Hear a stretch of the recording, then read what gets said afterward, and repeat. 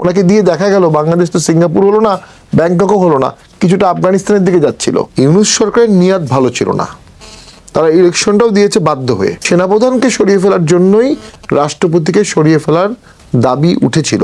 বাংলাদেশের তথাকথিত সিভিল সোসাইটির গভর্নমেন্টরা তারা ইলেকশন চায়নি, কিন্তু সেনাবাহিনী ইলেকশন চাচ্ছিল দেশ বাঁচাতে। সেই সময় বিএনপি অনেক ম্যাচিউর রোল প্লে করেছে। সেনাবাহিনীকে তারা অ্যাটাক করেছে, ওয়াকার সাহেবের নামে যাতা কথা বলেছে, সেনাবাহিনী ইউনিফর্ম ধরে টেনেছে আমার সামনে, ভুয়া ভুয়া বলেছে। এগুলো সবই কিন্তু প্রোগ্রামের পার্ট ছিল, যে কারণে উনি 3 দিন পরে আসছেন।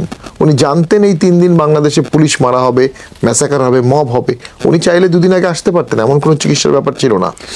যখন এসে গেলেন, পুরো আন্দোলনের গোড়া থেকেই ডক্টর ইউনূসের ইনভলভমেন্ট ছিল। 5 তারিখের এই ঘটনার পরে বঙ্গভবনে যে আলোচনা হয়েছিল, সেখানে আমাদের পার্টির তরফ থেকে জি এম কাদের, মুজিবুল হক চুন্নু এবং আনিসুল ইসলাম মাহমুদও গিয়েছিলেন। সেখানে একটা সর্বদলীয় সরকারের প্রস্তাব দেওয়া হয়, হই হই করে সেই প্রস্তাবটা মানা হয় না। এরপর জি এম কাদের বলেন দেশের অবস্থা খুবই খারাপ, এখন এমার্জেন্সি না দিলে দেশে জানমালের ক্ষতি হবে, এমার্জেন্সি দেওয়া উচিত। এটাও ছাত্ররা হই হই করে সেখানে মানে না। এটাকে পরবর্তীতে আবার আসিফ বা মাহফুজ একটা ইন্টারভিউতে বলেছে যে উনি মার্শাল ল চাচ্ছেন, মার্শাল ল এমার্জেন্সি এক জিনিস না। তো ওই প্রেক্ষাপটে ছাত্ররা যা চেয়েছিল তাই ঘটেছে, আর ছাত্ররা ইউনূস যা চেয়েছিল তাই করেছে। এবং এই জিনিসটা এই ইন্টারভিউটা পড়ে যেটা মনে হচ্ছে, পুরো আন্দোলনের গোড়া থেকেই ডক্টর ইউনূসের ইনভলভমেন্ট ছিল। ইনভলভমেন্ট থাকাটা আমি দোষের কিছু বলছি না, উনি একটা আন্দোলনে অংশগ্রহণ করতেই পারেন, পার্টিসিপেট করতে পারেন, কিন্তু উনি এটা ডিনাই করেছেন। উনি কিন্তু সারপ্রাইজ হয়েছেন যখন উনি ফোন পেয়েছেন প্রধান উপদেষ্টা হওয়ার জন্য।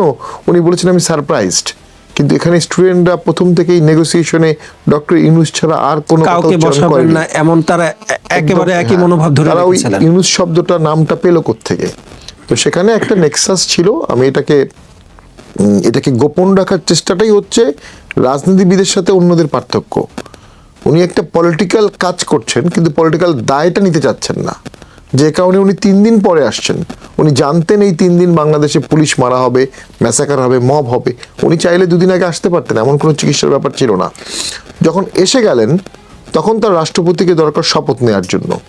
সংবিধানের অধীনে শপথ নিলেন। নেয়ার কিছুদিন পরে যেটা ঘটলো, ছাত্ররা বা অনেকেই বা ইসলামিক অনেকেই দেশে ইলেকশন চাচ্ছিল না। দেশে একটা বিপ্লবী সরকার, দেশে একটা তালেবান সরকার অনেকে বলে, বা অনেক ধরনের বিভিন্ন ভিন্ন অনেক অ্যাডভেঞ্চারিজমের চিন্তা মানুষের মধ্যে ছিল। সেখানে বাধা ছিল কয়েকটা। প্রথম বাধা হচ্ছে সেনাবাহিনী। যে দেশে মোটামুটি একটা সেনাবাহিনী থাকে, সে দেশে জঙ্গি তৎপরতা বিপ্লবী সরকার হয় না।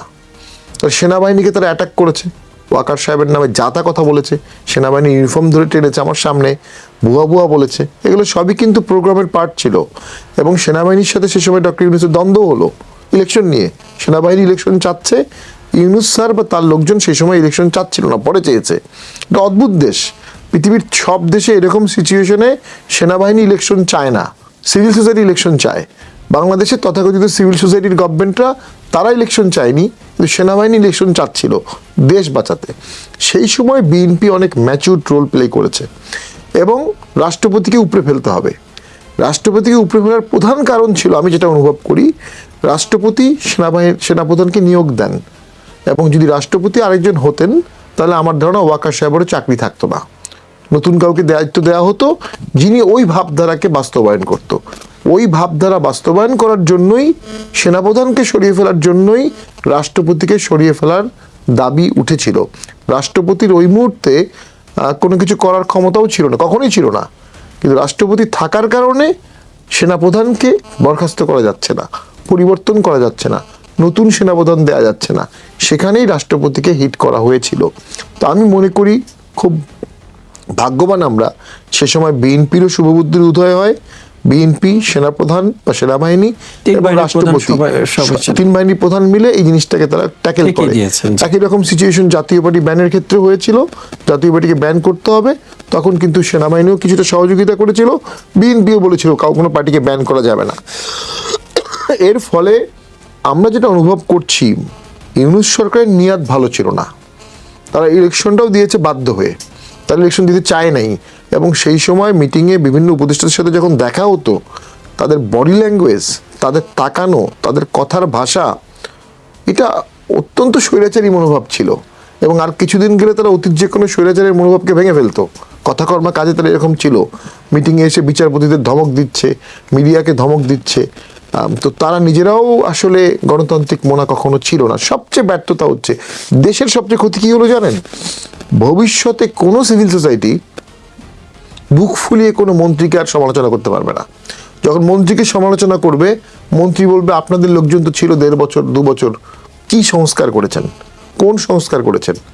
এই সরকারে যারা মন্ত্রী বা অ্যাডভাইজার ছিল তারা অনেকেই বিভিন্ন সেক্টরে সুপার এক্সপার্ট, সারা জীবন বিভিন্ন সেক্টরে প্রজেক্টে কাজ করেছে। যেসব প্রজেক্ট সারা জীবন করেছে, মন্ত্রীদের কাছে সুপারিশ করেছে অথবা মন্ত্রীকে সেন্সারাইজ করেছে, নিজেরা মন্ত্রী হয়ে নিজেদের জানা বিষয়গুলো বাস্তবায়ন সেটা apply করতে পারেনি। একটুকু পারেনি। এই ব্যর্থতা বিশাল দায়। তো পরিশেষে যেটা বলবো, অবভিয়াসলি ডক্টর ইউনূস স্যার একজন নোবেল বিজয়ী আইকনিক মানুষ। অবশ্যই পলিটিক্স তার পিস অফ কেক না, উনি অ্যাপলিটিক্যাল মানুষ, এবং নোবেল পাওয়ার থেকেও বাংলাদেশ চালানো কঠিন। উনি অকারণে ভারতের সাথে দ্বন্দ্ব বাড়িয়েছেন, ভারতের সাথে দ্বন্দ্বকারী লোকজনকে আশেপাশে বেশি প্রায়োরিটি দিয়েছেন, ছাত্র বা মবকে সামনে দিয়ে যাকে ইচ্ছা তাকে সাহায্য করেছেন, যাকে তার অপছন্দ হয়েছে মব দিয়ে তাকে সাহায্য করেছেন। যখনই তার সাথে ডিফারেন্স হয়েছে সেখানে মব দাঁড়িয়ে গেছে। যে কোনো প্রশাসনের যে কোনো পর্যায়ের ব্যক্তিকে উনি অপদস্থ করেছেন। উনি চাইলে এগুলো সমস্ত কিছুই উনি কন্ট্রোল করতে পারতেন। যখন উনি রাষ্ট্র ক্ষমতায় ছিলেন না তখন তার ওমিশনটা কোনো অপরাধ না, কিন্তু আপনি যখন রাষ্ট্র ক্ষমতায় থাকবেন তখন ঠেকাতে না পারার দায়টাও আপনার উপর চলে আসবে। তো এই যে ব্যর্থতাগুলো ছিল, এগুলোর দায় ভবিতব্য উনি এড়াবেন কিভাবে? ওনার বাংলাদেশের ভিতরে ক্রেডিবিলিটি অনেক কমে গেল, এটা দুঃখজনক। উনি একটা লাস্ট রিসোর্ট ছিলেন। শেষ কথা বলে দেই, ফেসবুকে দেখেছি যে ভাগ্য ভালো ডক্টর ইউনূস বাংলাদেশের ক্ষমতা নিয়েছিলেন, নাহলে সারা জীবন আমরা বলতাম যে ডক্টর ইউনূসকে দিলে বাংলাদেশ সিঙ্গাপুর হতো, ব্যাংকক হতো। ওনাকে দিয়ে দেখা গেল বাংলাদেশ তো সিঙ্গাপুর হলো না, ব্যাংককও হলো না, কিছুটা আফগানিস্তানের দিকে যাচ্ছিল। তো সেইটা এই ডেমোক্রেসির বা এই ভোটের পরে আমাদের বিশ্বাস হয়তোবা একটা সেমি ডেমোক্রেটিক ট্রানজিশন ট্রান্সফরমেশন